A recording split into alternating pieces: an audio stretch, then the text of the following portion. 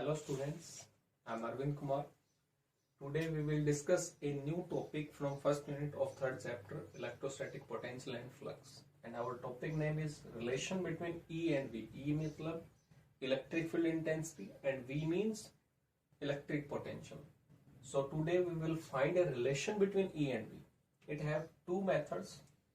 We will discuss both these two. Both are short and important.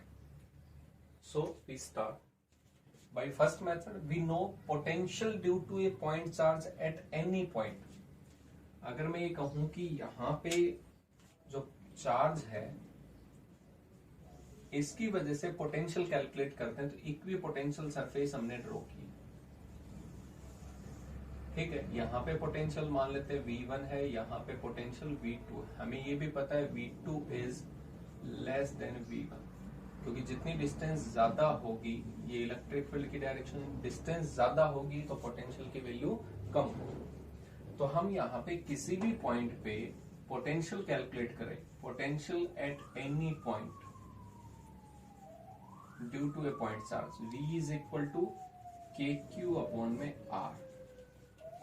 किसी point पे distance के respect में हम देखना चाहते हैं कि पोटेंशियल में क्या वेरिएशन होता है। अगर मैं कहूं इस पॉइंट पे पोटेंशियल ये है, अगर मैं डिस्टेंस को थोड़ा सा चेंज करूं तो पोटेंशियल में कितना वेरिएशन होगा वो देखते हैं। तो इसका मतलब हम इंस्टेंटेनियस अगर चेंज देखते हैं तो उसके लिए हम क्या करते हैं, डिफरेंशिएशन। सो differentiation of V with respect to, किसके रेस्पेक्ट में देख रहे हैं, चार्ज तो वही रहेगा सोर्स चार्ज के, वैसे कांस्टेंट है तो किसके रेस्पेक्ट में हम देखेंगे वेरिएशन, डिस्टेंस के रेस्पेक्ट में। तो यहाँ पे विद रेस्पेक्ट टू R हम ऑब्जर्व कर रहे हैं तो डिफरेंशिएट करते हैं dV अपॉन में dr। Small change in potential with respect to small change in distance. अगर मैं ये कहूं यहां से और यहाँ के बीच में जो पोटेंशियल में चेंज हुआ वो dV था, तो यहाँ पे दोनों के बीच में डिस्टेंस भी कितनी होगी, dr होगी, दैट मीन्स डिस्प्लेसमेंट। तो इसलिए इंस्टेंटेनियस चेंज के लिए डिफरेंशिएशन।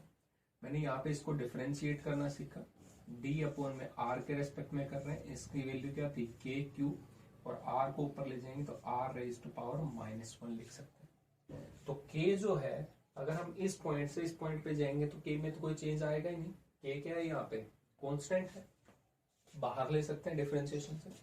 क्या इस सोर्स चार्ज की वैल्यू में कोई डिफरेंस आएगा? अगर मैं एक चार्ज को यहां से यहाँ पे लेके जाऊं तो ये भी क्या रहेगा, कांस्टेंट। इसका मतलब K and Q both are constant. यहाँ पे R डिस्टेंस में वेरिएशन होगा और R रेज टू पावर -1 है। अगर आप डिस्टेंस में वेरिएशन करोगे तो R ऑब्वियसली चेंज होगा, इसलिए हम इसको डिफरेंशिएट करेंगे।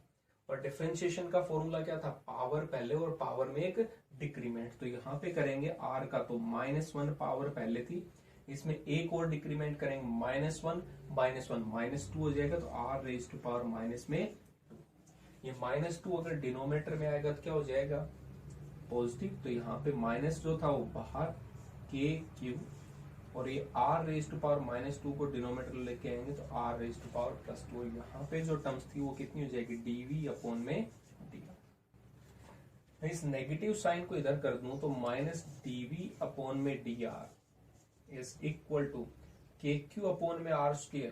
इलेक्ट्रिक फील्ड का फॉर्मूला क्या पड़ा था, KQ अपॉन में R², क्योंकि वहां पे भी जो टेस्ट चार्ज था 1 कूलम था, उसके ऊपर जो फोर्स लगेगा उसी को हम इलेक्ट्रिक फील्ड बोलते थे। उसका फॉर्मूला पॉइंट चार्ज की वजह से हमने कैलकुलेट किया था। तो यहाँ पे ये वैल्यू किसके इक्विवेलेंट हो जाएगी, electric field. And electric field is a vector quantity. So हम कह सकते हैं E is equal to -dV upon में dr। इसको अगर ध्यान से देखें तो डायरेक्शन जो होगी इलेक्ट्रिक फील्ड की, नेगेटिव क्या बता रहा है, जो चेंज आएगा पोटेंशियल वो डिक्रीज होगा। जिस डायरेक्शन में पोटेंशियल डिक्रीज होगा that will be the direction of electric field intensity. जैसे यहाँ पे देखें तो इस सोर्स चार्ज के नजदीक था, यहाँ पे +5 वोल्ट मान लेते हैं। डिस्टेंस ज्यादा हो गई तो इस सरफेस पे +3 वोल्ट है, तो यहाँ पे +5 से +3 की तरफ जा रहे हैं। तो इसका मतलब पोटेंशियल क्या हो रहा है, डिक्रीज हो रहा है। और पोटेंशियल डिक्रीज होगा तो वही डायरेक्शन क्या होगी, इलेक्ट्रिक फील्ड की। तो इसलिए इलेक्ट्रिक फील्ड इसी डायरेक्शन में जाएगा। ये तो एक मेथड था। भाई सेकंड मेथड अगर डिस्कस करें तो वो भी इजी मेथड है।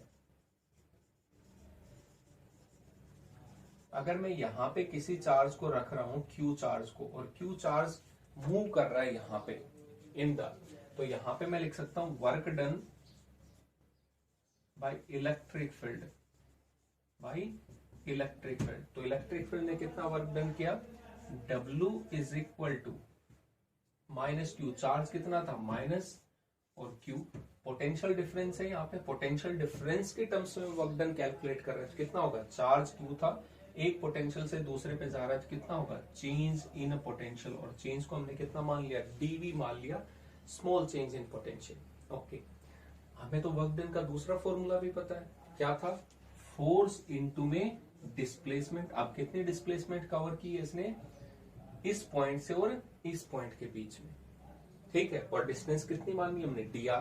अगर मैं कह दूं ये जो चार्ज था वो बिल्कुल एग्जैक्टली इस डायरेक्शन में मूव कर रहा है जो डिस्टेंस dr थी, बट इलेक्ट्रिक फील्ड तो इस डायरेक्शन में था, तो दोनों के बीच में कुछ एंगल भी हो सकता है, तो यहाँ पे हम F डॉट फोर्स तो लग रहा है, और डिस्प्लेसमेंट कितनी है, dr स्मॉल चेंज, क्योंकि जितने में हमने पोटेंशियल स्मॉल लिया है तो डिस्टेंस भी क्या होगी, दोनों के बीच में स्मॉल ही होगी, परपेंडिकुलर। तो यहाँ पे वर्क डन को कितना लिख सकते हैं, F डॉट dr, जैसे फोर्स डॉट डिस्प्लेसमेंट हम पढ़ चुके हैं, तो यहाँ पे कितना आएगा, माइनस क्यू इंटू में चेंज इन पोटेंशियल।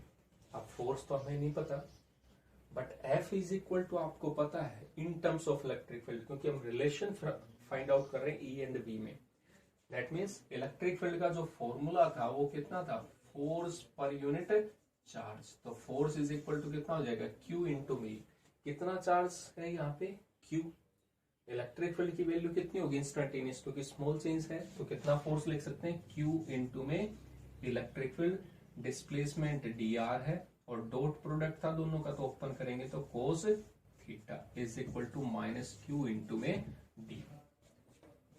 इसका मतलब क्या हुआ, सिंपल सा, जो चार्ज मूव कर रहा था चाहे वो इलेक्ट्रिक फील्ड की टर्म्स में मूव करे या पोटेंशियल डिफरेंस की टर्म्स में, जो मूविंग चार्ज है वो तो सेम रहेगा Q, इसका मतलब Q से Q कैंसिल आउट। E में हमें रिलेशन चाहिए था, तो E cos theta is equal to minus dv upon में dr। ये जो dr था ये डिनोमिनेटर में आ गया, माइनस dv था, और ये माइनस क्यों आया था, क्योंकि जिधर आप मूव कर रहे हो पोटेंशियल डिफरेंस में, वो फाइनल माइनस इनिशियल, तो फाइनल कम है इनिशियल ज्यादा, इसका मतलब ये नेगेटिव चेंज आता है, इसलिए हमने यहाँ पे पहले ही नेगेटिव वर्क डन लिखा था।